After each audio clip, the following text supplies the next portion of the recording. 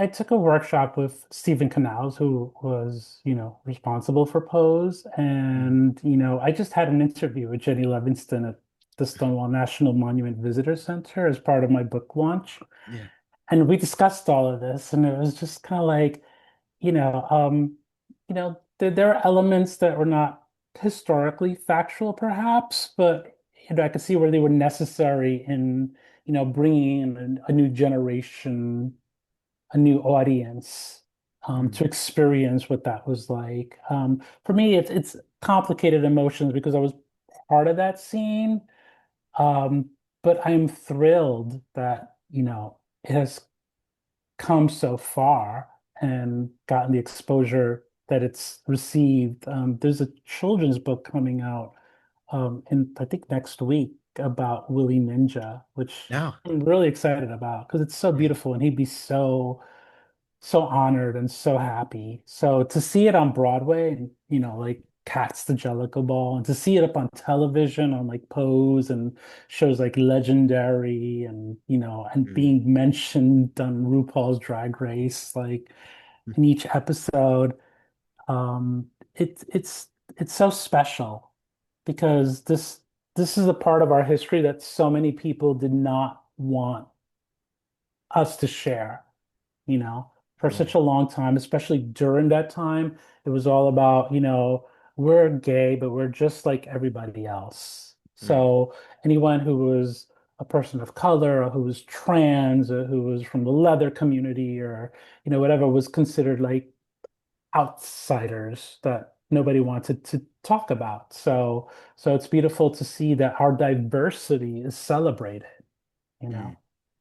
Well, and I feel like Ryan Murphy's best show is Pose. Well, Mhm. that and American Horror Story Coven, in my opinion. Yes. Uh, but like even just Pose, the way that it centers hmm trans actors, Yeah. um, the like queer of color community, like I hmm really thought it really is such an amazing representation. Very hmm different than I didn't see this film, but I don't know if you remember that Stonewall film that came out and it was like Yeah, I so didn't see whitewashed. that. Yeah. Yeah. Yeah. Yeah. Yeah, I feel like Stonewall, there's been a lot of misremembering. Like it's hmm good that they have that documentary. Is it called Happy Birthday, Marsha, for Marsha P. Johnson's history I or believe something like that? so. Um, It's yeah. you know, it's like the Bible, for example. It's Yeah. something that, it's gonna like, between what actually happened and the stories that are being shared and told and celebrated, you know, a lot, there's been a lot of different versions of it, you Mm, know, and some of it is perhaps correct, and some of it is perhaps just accentuated to make it more palatable to a larger audience. yeah. But Well, yeah, no, go no, ahead. well, and I was gonna say what I love so much about your work is that you don't make the reader like you're not trying to make your reader be comfortable or like, try to present a sanitized version of whether it's like your autobiographical elements in your poetry. I mean, I just remember there's a blurb at the beginning by John Compton, a fellow poet, where it's like the first poem in Still We Are Sacred puts a shotgun in your mouth and screams, "Try me." And then it drops you, and the next poem drops you. And by the time you're finished with this collection, you're almost as wounded as the poet. And I thought like that, like so nicely captures, like, you want us to sit in that Yeah. uncomfortability or even just like not just present this like fairy tale image. Yeah, because like it's so important. Like for example, like during the period that I was out at the pier, there was so much beauty, but there was also a lot of struggle. Mm, There was also poverty, there was HIV, there was loss, and I think my poetry tries to carry both truths at the same time.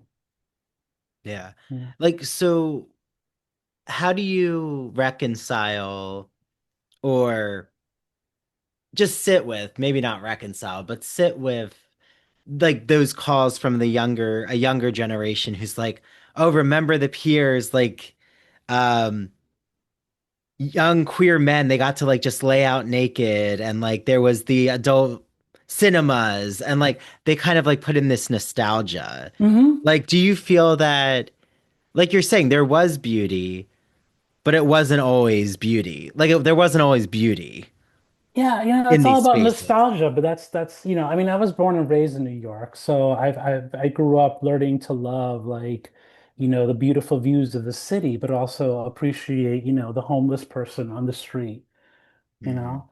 Um, that's the dichotomy. That's what makes New York. You're able to see all of it. You're not walking in with, blindfolds. mm, You have to accept the reality. And I think, and that's what I love is that there's a younger generation that's embracing this period, this culture, this nostalgia, but it's important at the same time for those of us, that were there, that have the opportunity to share our versions of it or our historical interpretations of what it was like. mm. Like, do you miss the neighborhood, like the way that Greenwich Village just centered queer life, or do you prefer like the way that things are, like the integration of queer life in different like parts of the city? Um, Well, I mean, change is important, change is constant. And I do miss, just being able to go down. I was asked at the Stonewall National Monument Visitor Center where I consider home because I've lived in Queens and Brooklyn and Staten Island, the Bronx. And to me, it was always Christopher Street. It was always the piers. That's where I felt home. I knew those streets like the back of my hand, and I could walk around and just feel comfortable being myself. And that will always be there.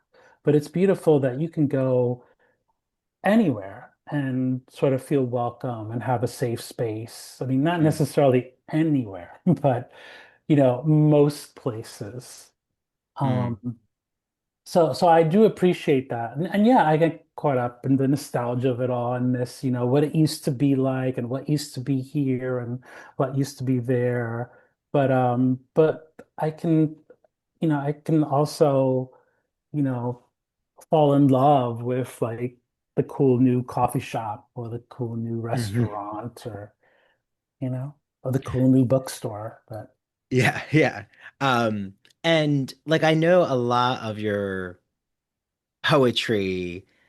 Well, first, like when I teach poetry with my students, I always say like, oh, you can't assume the speaker of the poem is like the person themselves who's the hmm poet. So like I kind of call it the autobiographical speaker, like if it's hmm highly influenced by the poet's life. But like why poetry for you? Like what is it about poetry that allows you to access something creatively? Well, I grew up like most people thinking that poetry was just Shakespeare and that it had to rhyme. And it was the Mm, first time that I walked into the New Eureka Poets Cafe in the Lower East Side and I heard spoken word poetry. mm, And it was just very real, it was very raw, it was very honest. It didn't necessarily rhyme. And it was like, wow, I was totally blown away. And this was like in the mid 90s when spoken word poetry had just kind of emerged from like hip hop, and mm, rap music. So it wasn't necessarily always welcoming to like a mm, queer voice going up there and talking about, being out on the streets and, you know, being gay and being in love and sexuality and so forth.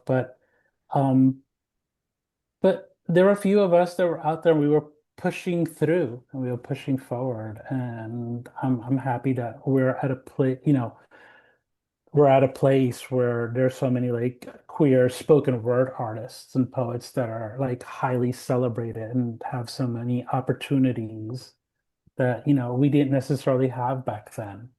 Um, Mm, so yeah, for me, I mean, poetry was just very healing. It was just an opportunity to speak my truth and share my voice and capture this history. mm, Because I always say when I first started writing, I didn't want like some older white guy from Kansas to tell my story. mm, I'm sure they could do a great job of it, but I I, I wanted to share authentically, mm. as a brown queer person who maybe didn't have those opportunities for, education or access. Yeah, and like the New Nuyorican, Yorican poets, that's Nuyorican, it. yes, the New York Nuyorican. Rican. I love it. No, Nuyorican, right? So New York and Puerto Rican, Yes. right? This Yes. like nice Yes. blending. Was that in Alphabet Village or Alphabet? It was in Yeah. the Lower East Side. I mean, it's still Okay. there. I mean, they're just closed right now for renovations, but they're opening up again this fall. Okay. And it was started by Miguel Algarín and Miguel Piñero and some other poets. And it was just a safe space for poets to come in and share their work, Yeah. in a very welcoming space. And it was a Yeah. very it's a very significant part of New York City culture. Yeah. I think I mean Alphabet City. Yeah. But um, right, that was like the Lower East East Side, or Village, what the we Lower call the East Low Side. Saba. Like the Lower East Side in the 90s, Hmm. like, I mean, there was so much art going on, like, right, with Yes. poetry, Hmm. painting, just like a very bohemian heartbeat. Yes. Um, do you feel like those spaces are harder to find now because of capitalism's just continuous making places unaffordable in the city? Or like these communities, like you're saying, they do still exist in certain spaces? They still exist. I think things have just evolved, and it's just a matter of finding these spaces and these venues. Of course, yes, there is capitalism, but I just did an event at this fantastic bookstore called Possible Futures Mm. in New Haven. And I loved it. It was such a vibe. There was that energy, the people that go there, and just being surrounded by these incredible books and art. And it just felt like, and who would have thought, New Yeah. Haven, Connecticut, But it's just these places still exist. People are still pushing to make them viable for everyone. Um, it's just a matter, like I said, of finding things because obviously things have changed with like, the internet and cell phones and just Yeah. everything. So it's just a matter of finding these places, but they are out there. Like there are amazing independent bookstores and venues and artists and books and Yeah.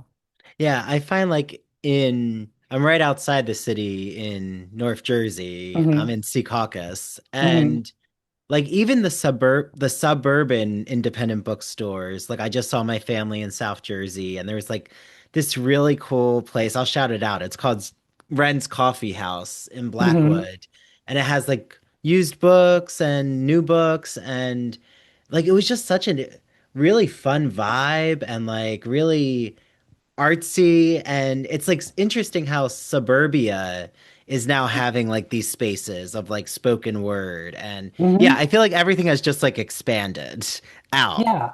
Yeah, no, And absolutely. I live in Staten Island and there's a great yeah, poetry scene like on the North Shore. There's so many artists that are doing a lot of amazing things out here. And I would have never expected that either because, I grew up in Bushwick before mhm. it was gentrified, before it became, an art central, you Yeah, know? And, but again, for me, it'll always be going back to that nostalgia of what things used to be like, whether it was the Lower East Side or the East Village or the Piers, so, yeah, but we have, our histories, we have our stories, we have, you know, others that we can inspire through our work. yeah. Well, and then you have like I feel. when you talk about the Lower East Side and the 90s, like Mhm. so many, like I know the millennial generation or even Gen Z, rent just like comes to the forefront of Oh, I their loved mind. Rent. Yes. Yeah. So like, I think that so for you, Rent like is still a really interesting piece of work. Hmm. Like, even though it might still, like we were saying, it doesn't get to the heart of every issue. No, and but just to see a reflection of our lives up on stage or in film or in books, it still meant so much and it was still inspiring. I mean, when I was so one of the reasons I started writing was because I was working at a bookstore, A Different Light, which is one of the few gay bookstores in New York City. They had locations in San Francisco and LA also. But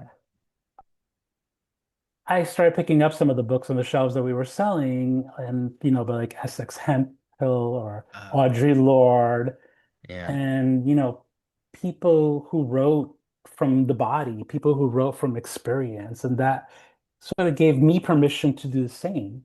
So, you know. Yeah, it was like I talk about Brooklyn. I'm rewatching Girls and the Lena Dunham series, and like I Uh-huh. think a lot of it is in Bushwick. Um, but like I was just in Williamsburg at the Twisted Spine bookstore, like with a Uh-huh. friend. And like Williamsburg, they have like a video store. Like I feel like they're really going back to like the early 2000s Hmm. nostalgia.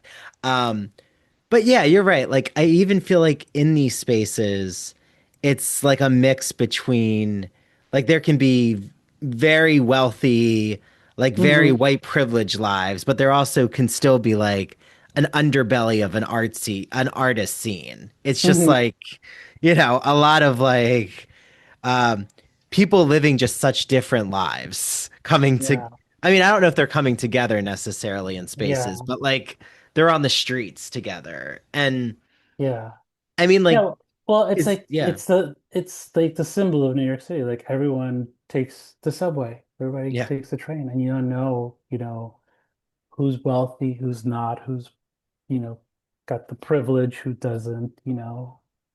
yeah. It's And just you do like so many interesting things with, like your own identity, but also like when it comes up against whiteness. Like, I hmm. mean, I Hmm. really love, and I know you're like kindly going to read, which I really appreciate, but like what you do in your poem, Unpassable, Hmm. with that idea of like white queer men and like their Hmm. expectations. So, I mean, if you would, Emmanuel, will you read Unpassable for us? Oh, absolutely, absolutely. Okay. I mean, it's a poem about identity, and I'm just gonna go ahead and read it. Let's go. Let me just find it up here in my notes. Okay. I've suffered not just for the color of my skin, pero for what it meant when I opened my mouth and didn't apologize. Never passed for anything but brown, no olive-toned ambiguity, no accidental whiteness in the right lighting, just brown, just target. Indigenous in my blood, Taíno, Inca, doesn't matter. The history don't change just because your textbooks forgot to mention me. I spoke perfect English in classrooms that only heard my accent. I prayed to white Jesus beside relatives who warned me not to bring shame to the family name. I shared sheets with white boys who loved my lips, but not my truth.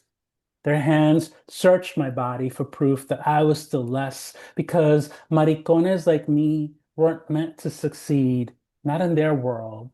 There was always a ceiling, a checkpoint, a white doorman saying, not tonight. Even when I wore the right labels, swallowed my pride and memorized their fucking grammar. Not man enough for the hombres, too femme for survival, less than even the women they call strong just before killing them too. We're the enemies they won't name unless they need a villain. Queer boys like us, brown, black, Asian, mixed, alien in every senses. We're welcome if we know how to bow or bend or beg or bite back. Lick enough balls, and maybe, just maybe, you'll get your Fox News moment, your fake pearls, your broken mirrors, your George Santos fantasy. But I'd rather be broke and free than rich, Republican, and erased. Wow, so powerful. Thank you.